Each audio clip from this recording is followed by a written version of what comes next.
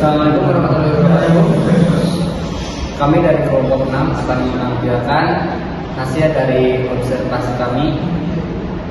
Dan di sini kami akan memperkenalkan diri.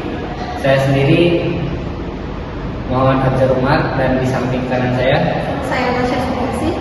Dan di samping kiri saya Najwa Simpatika Sari.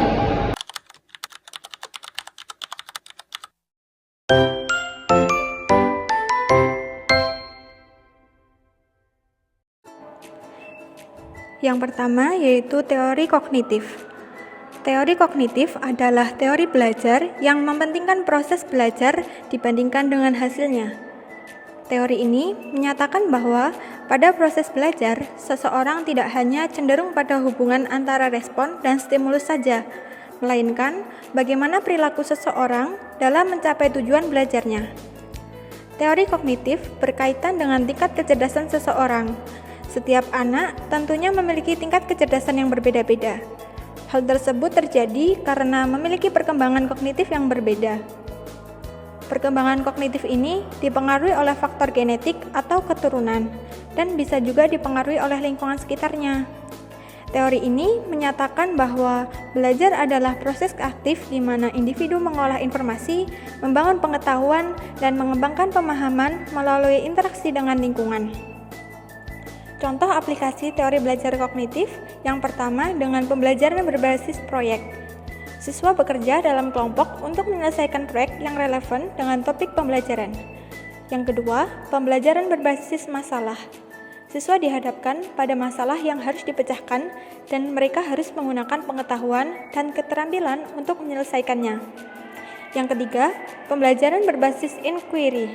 Siswa diarahkan untuk menemukan jawaban sendiri melalui proses inquiry dan penemuan. Dengan demikian, teori belajar kognitif dapat membantu guru dan pendidik untuk memahami proses belajar dan mengembangkan strategi pembelajaran yang efektif dan meningkatkan hasil belajar siswa. Teori sosiokultural dari Lev Vygotsky menjelaskan bahwa anak belajar melalui interaksi sosial dengan orang lain, seperti guru, teman, dan orang tua. Jadi, belajar tidak hanya dari buku atau guru saja, tetapi juga dari lingkungan sosial di sekitar anak. Inti pemikiran Vygotsky ada 3 konsep penting yang mudah diingat. Interaksi sosial, anak belajar lebih baik saat berinteraksi dengan orang lain yang lebih tahu. Guru, teman yang lebih pandai, atau orang tua. Contohnya, anak belajar berhitung sambil bermain jual beli bersama temannya. Kedua, zona perkembangan proksima atau ZVD, Zone of Proximal Development. Ini adalah jarak antara kemampuan anak saat ini dan kemampuan yang bisa dicapai dengan bantuan orang lain. Contohnya, anak belum bisa mengerjakan soal penjumlahan 2 angka sendiri, tapi bisa kalau dibimbing guru. Itulah ZVD. Yang ketiga, scaffolding, bantuan bertahap. Guru atau orang dewasa memberi bantuan sementara agar anak bisa belajar. Jika anak sudah bisa, bantuannya dihapus sedikit demi sedikit. Contohnya, guru awalnya memberi contoh menulis huruf, lalu anak meniru dan lama-lama menulis sendiri.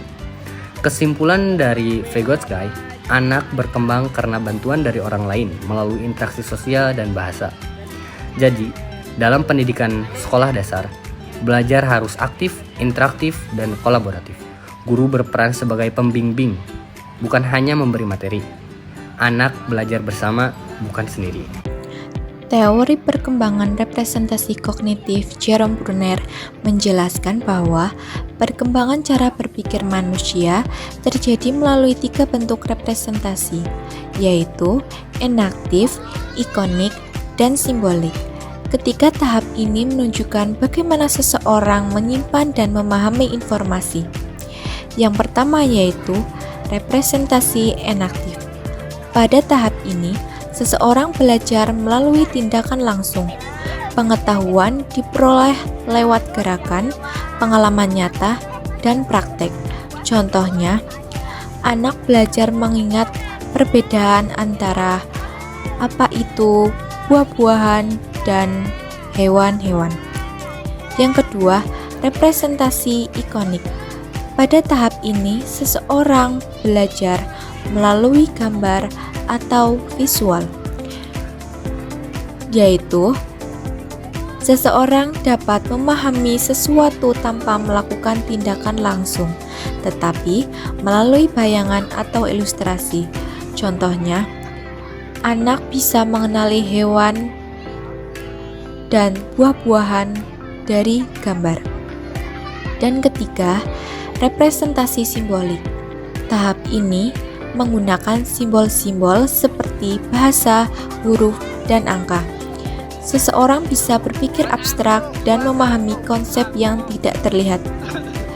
Contohnya, anak bisa menghitung tanpa melihat benda nyata. Brunner menekankan bahwa belajar adalah proses aktif. Seseorang membangun pengetahuannya sendiri dari pengalaman, visualisasi, dan simbol, lalu menghubungkannya dengan lingkungannya.